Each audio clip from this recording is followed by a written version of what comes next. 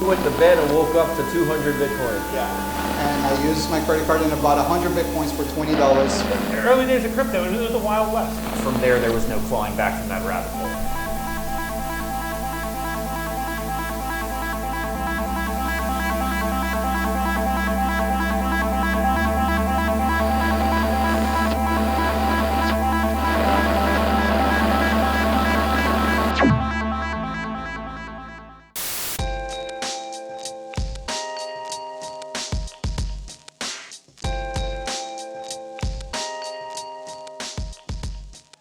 All right. Well, I think this is kind of special to me, I would say. My name is Tobias. I'm the Coin Dad. I'm the curator of the Bitcoin Mining Museum. And we're here at Bitcoin Mining Disrupt down in Miami, 2023. First shout out to Miami, to the Disrupt leaders for bringing us down here. So thank you so much. But the reason why I say this is unique or special is because we have Gerald Wilkie over here from HMtech out of North Carolina. He's an OG miner since the early days. What was it, late 2011, early 2012? 12, yeah, 2012.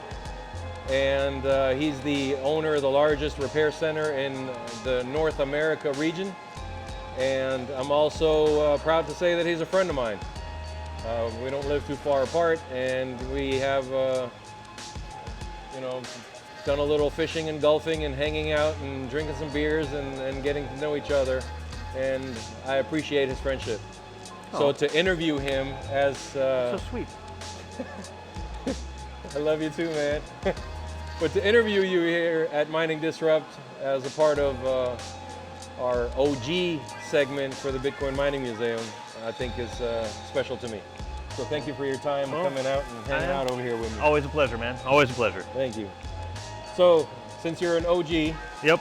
and I'm not, and I always got to ask you for money, because you're... No. I just want to put on record early stories from back in the day. Crazy crap, cool crap, exciting crap, anything that's not searchable on Google, to kind of take this cloudiness of the past from the early days of Bitcoin mining, which kind of what I like to call the pregnancy of Bitcoin, because it's like the first 3 years before ASICs. To me, when ASICs first came out is when Bitcoin really birthed. The whole CPU, GPU, FPGA era is basically the pregnancy era. This is my take. But it's a cloudy era, and I would like to preserve some of the stories from this cloudy era with people while they're still alive. You know, this could be asked 20 years from now, but then you cannot really ask. And nobody knows. We might be gone. Nobody knows, exactly. Right So, on. yeah. So, tell me, how did you get into Bitcoin? How did you find Bitcoin, or how did Bitcoin find you? So, believe it or not, it was an accident, right? So back in the day, I've always been a geek. Like, this kind of, the computer, tech space has always been where I love to exist.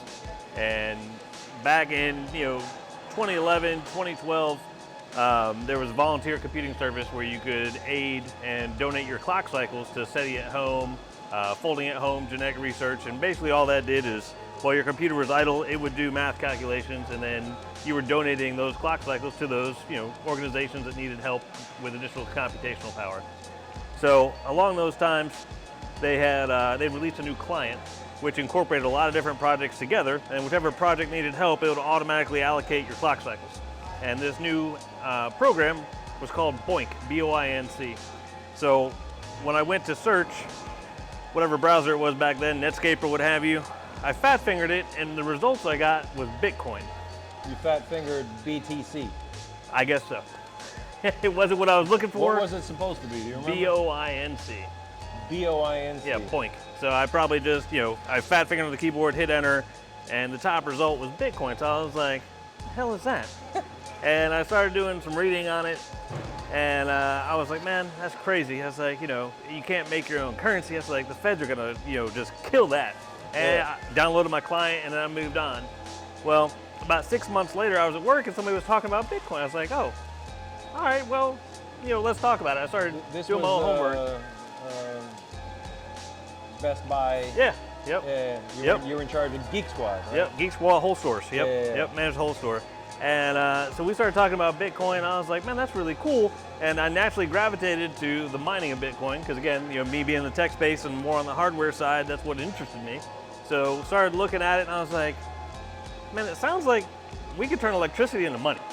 I was like, there ain't no way. So went home, and ASICs weren't out yet, so it was GPU mining. Yeah. So I downloaded the Bitcoin Core wallet back then. I don't even know what GPU I had, but whatever was standard for gaming at the time. Loaded up the wallet, figured out how to turn mining on your computer, which was you had to do the little code on the wallet on the line command, just set generate true, turned it on, computer heated up, started mining Bitcoin. Wasn't that long after that, boom, shows up in the wallet. They used to have in the wallet, they had a little pickaxe that showed you that transaction came from mining Bitcoin. That's how you could tell if it was mined or if you sent transactions back and forth, it wouldn't have the pickaxe. Yeah. But when you mined it and you got a mining reward, it showed up with the axe. So it's just a little 8-bit, character of a. You seen that axe for the first time? Yeah, dude, I went downstairs and was like, baby, you ain't gonna believe this, but it works. And she's like, what are you talking about? And so I started explaining Bitcoin to her, and she thought I was nuts. Right, like that's so silly. Like she just thought it was kind of like a hobby, like something I was just doing to waste some time. And then as that thing kept working, I started making more Bitcoin. Hop on Bitcoin Talk, and we're talking to a whole bunch of folks, and people were talking about all the R&D that's coming with ASICs, which I had no idea what they were at the time. And I found a guy online. I'm glad you have this, by the way. Yeah, it took me a while to find, by the way. So this Never was used, brand new. Yep. This I thought I was going to be rich. Right. This is crazy. Because these things were 10 gigahash per blade. So this is the V2 ASIC miner, right? And it came with an ISA board that was about this long. It was a Beagleback, and it had ISA slots. So you would plug 10 of these into this board. You had like a standard HP power supply you had to solder onto the main board, connect internet to it, point it to a stratum or to a pool, and you start mining Bitcoin. Now, you got to remember. Just so you know, Fried Cat is the founder of BitFountain and ASIC Miner, and this is his first product. So this is kind of like along the lines of the first Avalon 1, because it's back in the era. So this is one of the first miners ever made for ASICs. Right. So this is a historic piece, and for him to be around mining with that is pretty amazing. Well, the amazing part was how you did it, right? So back then, there wasn't a Bitmain or a whatsminer.com. That shit didn't exist. There was a forum where you could only type messages to folks and they could type messages back, like a regular bulletin board, sort of like an old version of Reddit. So you had no idea who anybody really was. So there's a dude who's like, hey, I'm selling these, here's what they're gonna do. And I'm like, man, that hash rate's crazy. Like, it's gonna be raining Bitcoin. And I'm like, I gotta have like 5 of these. And they were $1,000 a piece. And so he's like, cool, wire the money here, I'll ship it to you. I'm not even thinking, I'm like, boom, print it out, head to the bank, send the wire. I walked out of the parking lot and I was like, oh shit. I was like, I just yeeted $5,000 into China to somebody I don't know. I'm pretty sure I just wasted that money. It's gone. Like, I'm thinking this got scammed. So I didn't even tell Julie, my wife, I didn't even mention that shit, right? I'm not talking about that. And like 5-6 weeks go by. Hadn't forgot about it, but it's kind of like not top of mind anymore. Boom, box shows up. Brown box, yellow tape. Start opening it up. Came. So I'm up in the attic, I'm putting these things together, and first one gets fired up. Now, granted, also, there's no instructions, right? So they just get a box with a backplane, the boards, and that's it. So you got to figure out how to wire, what power supply, how many watts it needs, how to hook it up, find the IP, find out how to log into it, and get all this shit working. So it took 2 or 3 hours, got it running. I was like, man, this is awesome. And that was my first experience with ASIC heat. So I'm in a little room. As you guys can see there, this doesn't come with fans. No fans. You had to jimmy rig. So what did you jimmy rig for the airflow? So my first iteration of cooling these things was I bought a couple of those like $9 box fans from Walmart, the big white ones. Yeah. Just plugged them in, sat 2 of them beside them. Like one up front blowing in and one on the backside sucking hot air out. And I was like, all right, that works. It's moving the heat. And they were like right at 100 gigahash for all 10 blades. Yeah, because they're 10 gigahash each, right? Yeah, this thing was smoke. I mean, it was raining Bitcoin. Like, this is freaking amazing. So set up all 5, start tripping breakers. So anybody who's designed a data center or worked with Bitcoin mining, you've experienced this where you calculate or you think you got your load right, breakers keep tripping. So this is my first experience with that. I had to run to Lowe's. I was buying new breakers. My wife thought I was going to burn the house down, but getting these online was like the only thing I could think of. And it took a few days. We got it all done, got it wired in, and had 5 of them running. It was hot as hell in my upstairs. Like it was like an unfinished room, like a finished room over the garage, but it was unfinished. We had all the windows open, fans in the windows pulling in cold air, one taking hot air out. Still wasn't enough. It's still, no, hell no. It was hotter. It had to be over 100 degrees in there all the time. But mining Bitcoin. And it wasn't that long after where I started thinking about it and running numbers. And I'm like, this shit could be really profitable. Like, this could be a great business idea. And so a couple of my buddies sat down and were like, look, we need to do this and, like, start it for real. So basically that's your, oh crap moment, I want to do this full time. Yeah. And you just left everything in the dust and dove in head first. It took a little while, but yeah. Yeah. So, had to get the house in order, right? You had to get some money lined up. Excuse the noise, guys. We're still setting up. Yeah, the day before the conference, a lot of construction going on.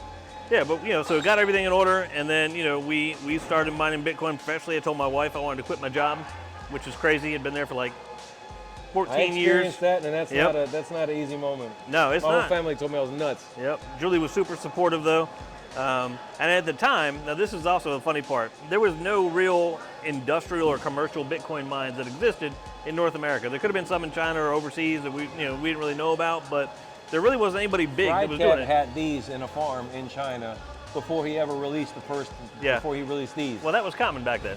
And I heard, I haven't fact checked it yet, but I heard that he had 44% of the whole hash network around the world with these in that one farm. I don't doubt it, because you got to remember, back then, it was like a nuclear arms race, right? So when you looked at a unit, say you were buying 100 gigahash, there might have been 2 terahash on the whole Bitcoin network. That's all that was there. Yeah. So when you saw these things get deployed or somebody made a new batch, that shit was common.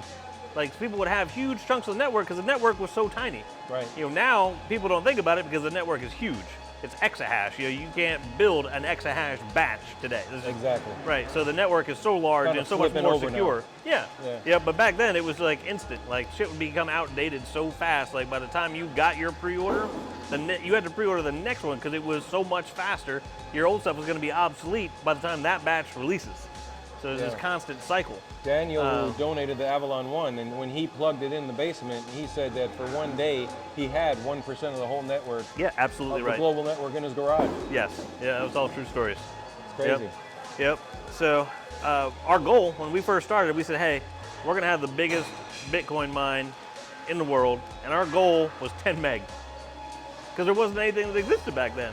Now, granted, before we got there, a lot of folks caught on, VC money came in, and hundreds of megs of data centers were becoming popular, or Bitcoin mines. So while we made it to our goal, we exceeded 10 meg. But you're not the biggest by far. No, definitely not. And you come to a conference like this and you tell somebody you're building out 10 megs, they just like raise their shoulder. Oh, that's cool. Yeah. Good for you. 10 megs is a quiet project these days. You got to say like 200 megs now for anybody to open their eyes anymore. Exactly. Yep. It's crazy. Yep. How fast this whole movement is. Especially now with nanometers. This was what, 130 or 40? Yeah, I think 140 nanometers, yeah. And now we're at 5 nanometer nowadays, so that's insane how fast we moved in just 10 years. Yeah, it's been a wild ride for sure. Wouldn't change it for anything. I'm with you. We would have never met because of this. No, for sure. Or how many things that you've been through over the years, building your network. Oh, wow, yeah. If I'm not mistaken, your repair shop is now connected to almost every publicly traded company for repairs. Can't confirm or deny that, but our client list is a who's who of the mining industry. That's true. A lot of people rely on us to get their stuff fixed and make sure their fleets are maintained the way they should. That's awesome. Yep. I appreciate your time and coming out and sharing your story. Absolutely, man. Always a pleasure. Thank you for having me. And I hope this kind of solidifies some of the old stuff that you're looking for. Yes, it does. Sweet. Appreciate your time. Yes, Thanks, sir. Gerald. Thanks. Thank you, guys.